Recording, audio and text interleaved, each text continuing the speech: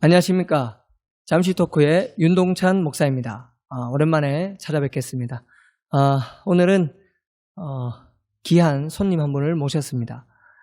독일 한인교회에서 사역하고 있는 오강일 목사님입니다. 우리 한번 소개 한번 해주시죠. 네, 안녕하십니까. 한 13년쯤 된 것 같은데요. 그때는 태정교회 청소년부 수련회 때 집회하러 왔었습니다. 13년 전에는 젊었었는데 이제는 조금 연로해져서 목사로 왔네요. 예, 아실 거예요. 왜냐면 제가 전에도 한번 물어봤는데 지금 이제 청년 그리고 좀 젊은 집사님들 중에서 그 당시에 우리 본인 힘으로 한번 얘기하시죠. 뭐였죠? 네, 그때 엑소드라고 하는 밴드를 했었는데 친구들이랑 소리 지르고 놀았던 예. 그때 리드 보컬이었습니다. 와 이런 소리. 예. 나는 내 하나님 여호와여.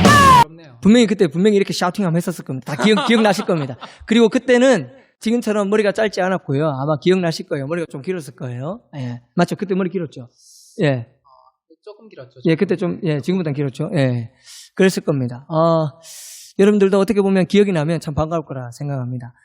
다름이 아니라 지금 독일 한인교회에 있는데 이번에 한 3주 정도 한국으로 휴가를 오게 됐습니다. 그래서 오랜만에 친한 친구여서 만나게 되었고 만났는 김에 잘 됐다.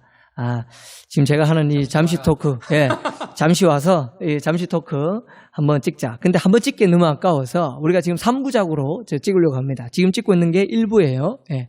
예, 매주 똑같은 옷 입고 업데이트 된다고 해서 당황스러워하지 마시고 한 3주 정도는 그렇게 될 것 같습니다. 이렇게 3부작 지금 찍고 있는데요. 독일에서 지금 이제 오면서 지금 사실 어떻게 보면 들어오면 2주 격리해야 된다 이러면 사실 3주 휴가면 2주 격리하고 한 주만 있다가 바로 넘어가야 되는데 오자마자 이렇게 여기저기를 막 활보하고 있더라고요. 왜 그렇게 된 거죠? 일단 독일 공항을 출발하기 전에 그 PCR 테스트라고 하는 것을 한번 했고요. 그리고 오자마자 한 번 더 했고요. 그리고 일주일 지나니까 한 번 더 하라 그러더라고요. 그래서 그거 했고요. 독일 가기 전에 한 번 더 해야 되고요.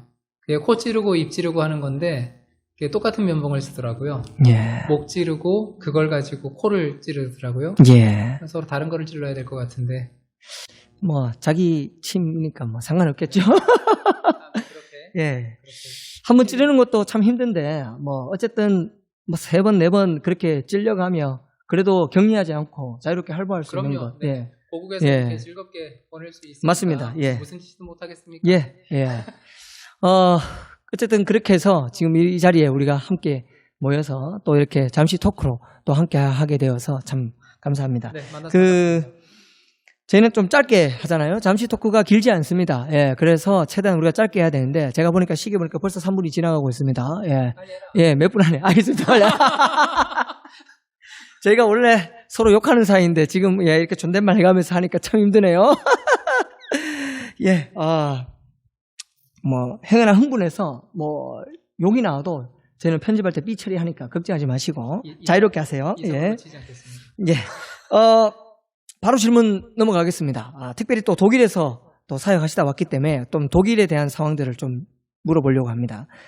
코로나 시대에 사실 거의 2년 가까이 지금 시간이 흘러가고 있는데 코로나 시대에 한국도 여전히 힘들고 어려웠겠지만 독일도 마찬가지로 힘들었을 거라 생각합니다. 그래서 코로나 시대에 지난 한 2년여 가까이 흘러가면서 독일의 상황 그리고 독일 교회의 어떤 상황들 그런 부분들을 거기서 함께 보고 겪었으니 좀 한번 얘기 좀 해주면 좋을 것 같습니다. 네, 작년 1월 달에 한국에서 코로나가 부흥했죠. 그리고 유럽은 2월 달에 좀 긴장이 되기 시작을 했어요. 그리고 비대면 예배로 이제 완전히 전환된 것은 2020년도 3월 셋째 주부터 완전히 비대면 예배로 진행이 되었습니다. 그리고 3월달, 4월달은 완전히 온라인 예배로만 드렸고 5월달부터 다시 현장 예배가 가능해졌어요. 그리고 나서 지금까지 한 번도 독일은 현장 예배를 금지하는 그런 일들이 없었습니다. 반면에 독일 사회에서는 작년 11월부터 갑자기 유럽이 코로나가 급증하여서 11월부터 올 4월, 그러니까 2021년 4월까지 6개월 동안 식당 문을 전부 다 닫게 했어요. 그런 상황 속에서도 독일 교회의 예배는 금지가 되지 않았습니다. 왜 그럴까라고 생각을 해보면 한국 사회에서는 교회를 향한 신뢰가 없잖아요. 그런데 독일은 교회를 향한 신뢰가 있어요. 그리고 교회가 필요한 공동체라고 하는 독일 사회에 인정이 있습니다. 그것이 가장 큰 차이라고 생각을 해요. 예, 이러한 시기들을 겪으면서 그래도 독일 이야기를 들어보면 한국보다는 독일 교회 상황들이 조금 그래도 조금 좋은 것 같네요. 예, 좀 부럽기도 하고. 예. 그렇죠. 예. 제가 이렇게 독일어가 안 돼서 독일은 못 가는데 그렇습니다. 이러한 상황에서 제가 한 가지 더 좀 이어서 질문하고 싶은 거는 좀 전에 마지막에 얘기했던 것처럼 한국 사회가 한국에서 이 교회가 신뢰도가 많이 잃었다. 거의 바닥이 난 상태다. 뭐 이렇게 얘기해 주신 것처럼 말 그대로 작년 그리고 올해까지 거의 2년여 시간이 거의 가까이 흘러가면서 이 코로나 시기를 통해서 한국 교회가 한국 사회로부터 엄청나게 비판받고 지금 신뢰도가 거의 바닥까지 떨어져 있는 그런 상황입니다.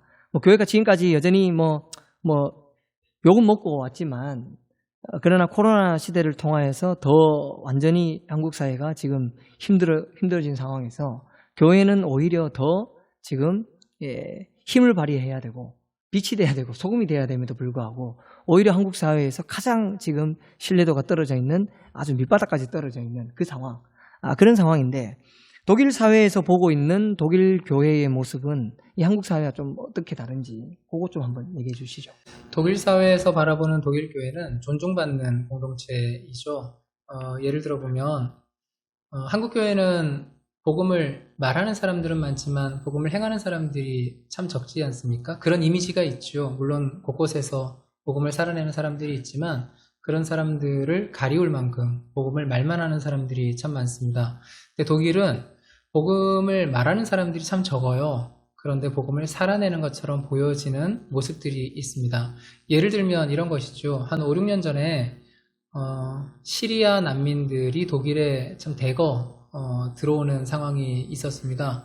그때 그분들이 들어오는 것을 보면 지중해를 통해서 독일에 들어왔어요. 근데 지중해에서 뭐 한 10몇 명밖에 타지 못하는 뗏목에 한 100명씩 타고 오니까 지중해에서 많이 죽는 거예요. 그 모습을 바라보면서 독일 교회 협의회가 그 사람들을 구하기 위해서 배를 구입했습니다. 그러니까 그렇게 독일 교회에는 생명, 평화 이런 것들의 활동을 한다라고 하는 이미지가 있어요. 그러니까 독일 사회에서는 독일 교회를 무시하지 않습니다. 그리고 힘들고 어려운 사람들이 교회를 통해서 위로받는다라고 하는 정서들이 있습니다. 그러니까 한국 교회에서 바라보는 이미지와는 조금 다른 것들이 있죠. 네. 예. 참 부럽기도 하고 또 한국에서 사역하는 저로서 좀 많이 안타깝고 그렇습니다. 시간이 벌써 8분 30초가 흘러가고 있는데 갑자기 급 마무리해야 될 시간이 지금 되는 것 같습니다. 그렇습니다. 원래 무거워졌다. 예, 저희 그 잠시 토크는 원래 조금 자유분방하면서 갑자기 급 마무리하고 또 진지해졌다가 뭐 일로 갔다 절로 갔다 어디로 튈지 모르는 그런 상황이죠. 끝내는 거 맞는 것 같습니다. 네. 자, 마지막으로 한마디 좀 하고 그렇게 좀 마무리하면 좋겠습니다. 네, 생각해보면 이상한 사람들은 어디나 있습니다. 한국만 이상한 사람들이 있는 것이 아니라 독일에도 이상한 사람들이 있어요. 모이지 말라 그러는데도 한 300명씩 모여가지고 우리는 마스크 없이 찬양하고 예배한다 라고 자랑하는 그런 사람들도 있습니다. 그리고 그곳에서 100명씩 집단 감염 나오고 난리가 있었죠. 그러니까 이런 문제들이 한국만의 문제가 아니라는 거입니다.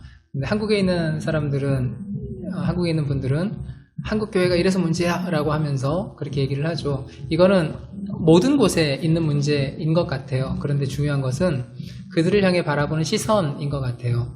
독일은 분명히 그런 사람들은 소수라고 하는 이미지가 있어요. 신뢰받는 공동체이기 때문이죠.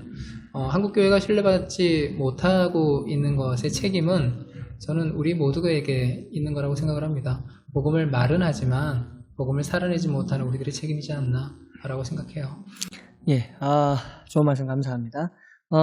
1부는 여기서 마치겠습니다. 2부, 3부도 계속해서 이어서 저희들이 질문하고 우리가 또 얘기 듣고 또 우리 나눌 수 있는 그런 시간들 되면 참 좋겠습니다. 저희는 여기서 일단 1부를 마치도록 하겠습니다. 감사합니다. 감사합니다. 감사합니다.